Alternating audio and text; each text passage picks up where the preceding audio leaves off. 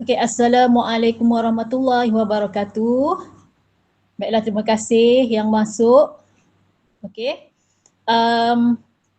Baiklah, cikgu tak nak buang masa. Hari ni nak sambung lagi pelajaran kita. Masih lagi bab 3. Okey, tajuknya ialah strategi pemurataan.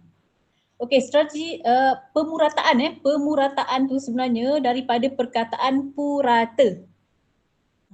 Purata. Okey, apa itu strategi pemurataan? Okey, yang ni pun cikgu rasa awak dah salin notanya. Jadi semak sama-sama. Okey, strategi pemurataan merupakan satu teknik yang biasa diamalkan oleh pelabur yang melabur dalam saham dengan amaun yang tetap untuk tempoh yang tertentu seperti bulanan, suku bulanan atau tahunan tanpa mengambil kira keadaan pasaran saham. Okey, jadi maksudnya awak dah belajar dah, masa awak tingkatan 3 ni awak belajar tentang strategi seseorang pelabur tegar. Seorang pelabur yang memang dia kerja dia melabur je. Melabur saham, melabur saham maksudnya. Okey, jadi inilah dia, strategi inilah yang biasa digunakan, tapi mungkin ada juga yang tak gunakan strategi ini. Okey, tapi kebanyakan pelabur saham menggunakan strategi pemurataan ini. Okey, ni maksud yang bulanan, suku bulanan atau tahunan ni, maksudnya dia membeli saham ni berkala. Okey, berkala. Dia ada masa-masa dia untuk dia beli saham. Dia beli sikit-sikit. Okey, dia beli sikit. Katakan 12, dia ada 12,000 ringgit modal. Tapi dengan 12,000 ni, dia beli sikit sampailah habis 12,000. Macam tu. Okey, strategi pemurataan boleh membantu pelabur membeli saham dengan kos purata yang lebih rendah. Okey, yang lebih rendah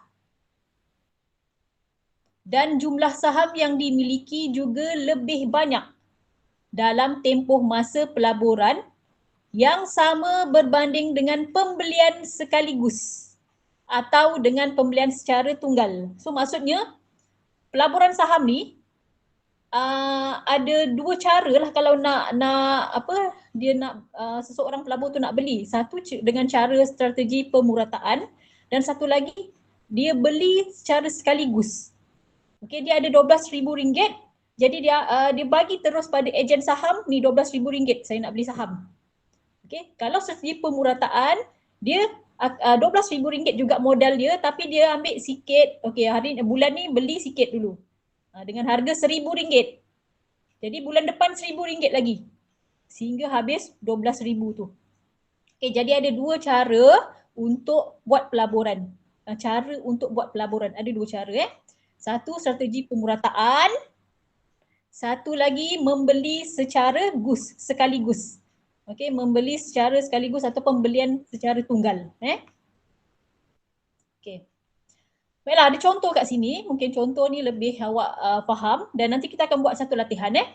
Okey, contohnya Puan Hasniza mempunyai 12,000 ringgit dan membeli saham sekaligus dari syarikat Sempurna dengan harga RM2 seunit saham.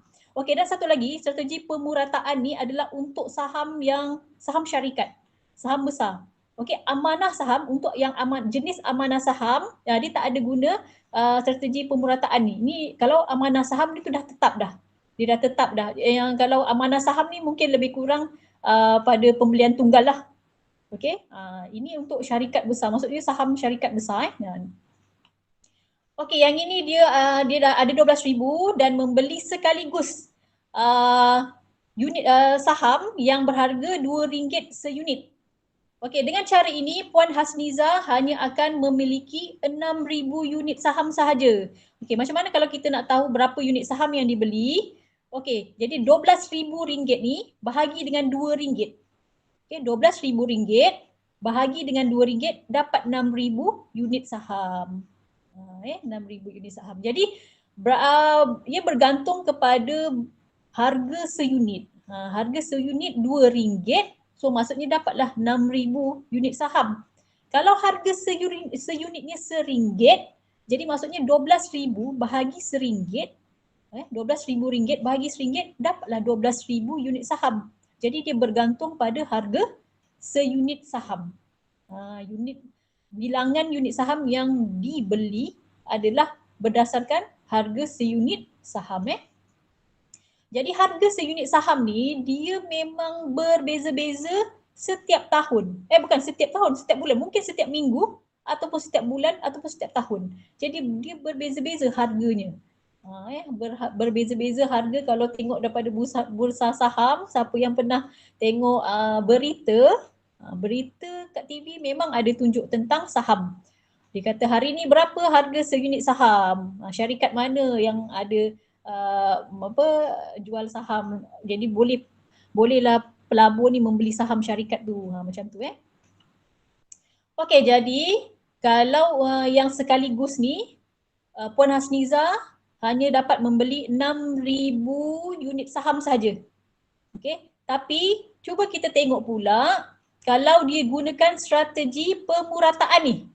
Okey, jadual di bawah menunjukkan carta pelaburan Puan Hasniza dalam 1 tahun mengikut strategi pemurataan iaitu pembelian saham mengikut bulan. Okey, ini dia ikut bulan. Dia ada RM12,000 tadi. Okey, ini masih lagi Puan Hasniza tapi kita bandingkan dua cara. Kalau dibeli sekaligus dan juga pemurataan. Okey. Jadi dia ada modal tadi RM12,000. Tapi RM12,000 tu dibahagikan kepada 12 bulan. Jadi setiap bulan dapat dia punya modal untuk setiap bulan ialah RM1,000 sehinggalah habis RM12,000 ni. Okey, kalau tengok ni bulan pun dia dah senaraikan kat sini. Okey, Januari. Harga seunit saham pada bulan Januari di syarikat apa tadi? Syarikat Sempurna ni. Pada bulan Januari seunit sahamnya harga RM2. Pada bulan Februari pula seunit sahamnya RM1.80. Jadi awak tengok harga seunit saham ni berbeza-beza setiap bulan. Mungkin pada cikgu yang tak tahu saham ni mungkin juga dia berlaku setiap hari. Mungkin dia akan berbeza setiap hari. Okey, mungkin. Kalau yang ini dia buat setiap bulan jadi dia berbeza. Nampak berbeza harganya setiap bulan. Ada yang murah, ada yang mahal. Okey, kemudian apa perlu buat? Jadi RM1,000 ni, RM1,000 bahagikan dengan RM2. Maksudnya ini, nilai ini adalah nilai berapa bilangan unit yang dibeli. Jadi RM1,000 bahagi dengan RM2 dapatlah 500 unit saham. Okey, untuk bulan lain pula RM1,000 bahagi RM1.80 dapat 555 saham, unit saham. Jadi kalau kita tengok daripada sini, kalau harga seunitnya lebih murah, bermaksud unit saham, bilangan unit sahamnya dapat lebih banyak. Okey, dia dapat lebih banyak. Jadi awak buatlah bahagikan sampai 12 bulan ni. Inilah bilangan setiap bulan yang dia dapat dan akhirnya jumlahkan. Okey, jumlah saham yang dia beli menggunakan modal RM12,000 selama setahun dia buat. Okey, selama setahun ialah RM6,741 bukan, RM6,741 bilangan unit saham. Berbanding dengan dia buat yang sekaligus. Okey, yang sekaligus tadi 6,000 unit saham sahaja dia dapat. Ini perbezaan antara buat sekaligus dengan buat secara strategi pemurataan. Daripada bilangan unit saham ni lah yang kita dapat bezakan. Jadi strategi pemurataan dia dapat lebih banyak beli unit saham. Dia dapat beli banyak lagi unit saham bilangan unit saham tu dia dapat banyak beli lagi.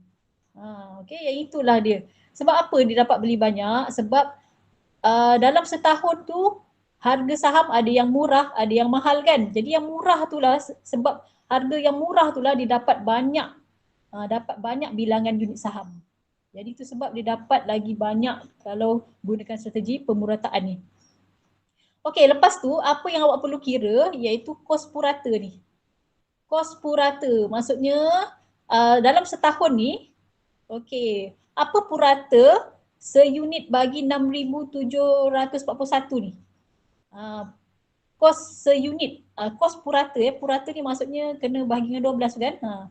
Okey, jadi RM1.78 lah. Maksudnya daripada 6,741 ni, okey, kos purata seunit ni RM1.78. Berbanding dengan kalau buat beli sekaligus, harganya memang RM2 tu saja. Okey.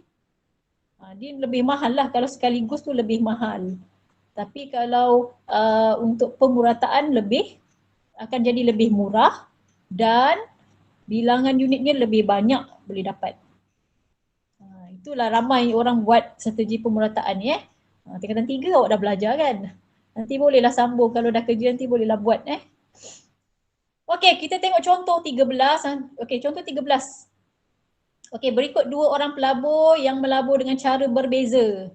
Seorang buat ni apa? Mengikut bulan-bulan. Inilah strategi pemurataan yang pakai tudung ni buat sekaligus. Okey, modal dia sama. Dua-dua modal RM20,000. Yang ini pun yang pakai tudung ni pun RM20,000.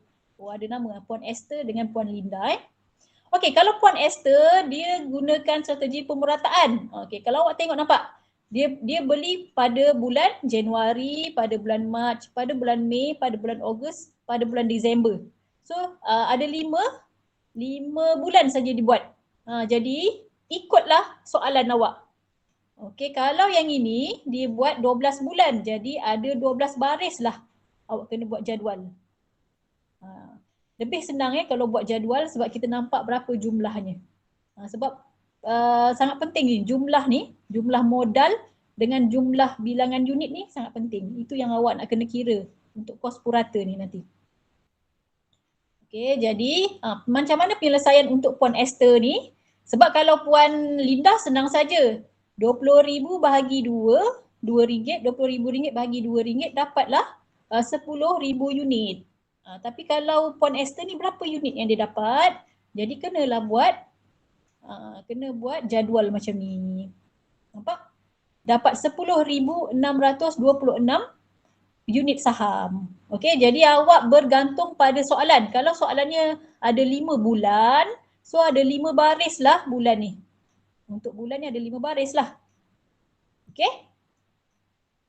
Okey. Okay, jadi sebenarnya ikutkan awak kena dapatkan sampai kos purata seunit saham ni Nanti kita sama-sama buatlah. Okay. Apa pentingnya yang 20,000 ni dengan pentingnya jumlah unit saham ni Okey, nampak ni kelebihan. Kita pergi kelebihan dulu Kelebihan strategi pemurataan membantu mengambil kesempatan daripada perubahan harga seunit. Maksudnya mengambil kesempatan apabila harga unit tu sangat murah. Yang murah tu dia dapat banyak unit saham. Kalau mahal, dia dapat sikit je lah. Tapi kadang-kadang selalunya selama setahun akanlah tak ada yang murah langsung kan. Jadi mesti dia dapat banyak kat situ Okey, nampak ni apabila harga saham rendah Okey, lepas tu tidak dipengaruhi oleh emosi. Tidak dipengaruhi oleh emosi. Melabur secara berkala dan konsisten tanpa dipengaruhi oleh emosi yang mungkin berubah-ubah disebabkan harga saham turun naik. Katakanlah dia beli sekaligus kan. Katakan bulan ni dia beli sekaligus lah. Bulan ni dia beli sekaligus. Jadi harga seunit RM3. RM3 mahal kan? Harga seunit RM3. Sekali bulan depan, tiba-tiba, alamak lagi murah lah bulan ni. Dah emosi dah. Macam dia menyesal lah beli bulan lepas, dia beli sekaligus. Jadi maksudnya dia ada 24,000, modal 24,000, dia beli sekaligus 24,000 bagi ejen saham. Tapi masa tu bulan ni harganya RM3. Tiba-tiba dia tengok harga pasaran saham untuk yang bulan depan dah RM2 aja. Jadi dia rasa emosi lah kat situ. Tapi kalau buat berkala, dia keluar modal sikit. Jadi maksudnya yes, dia kata yes, dapat harga rendah pada bulan, katakan bulan dia mula daripada bulan Januari, tiba-tiba bulan 3 harga rendah betul. Seunit RM1. Jadi dia macam yes, banyak ni dapat. Jadi dia gembira lah kat situ. Jadi tidak dipengaruhi oleh emosi Okey, mengurangkan risiko kerugian. Inilah risiko ni masalah kalau pelaburan saham yang besar ni. Saham syarikat memang risiko tinggi. Kalau minggu lepas awak ada belajar tentang risiko, tahap pulangan dan tahap pencairan. Saham syarikat adalah antara saham yang paling berisiko. Jadi bila ada strategi macam ni akan mengurangkan risiko kerugian. Jadi jumlah pelaburan secara berkala dan konsisten boleh membantu pelabur membeli mengikut keadaan semasa berbanding dengan melabur sekaligus dan tidak ada peluang untuk mengelakkan kerugian. Okey. Okey, kita tengok uji minda 3.1 ni.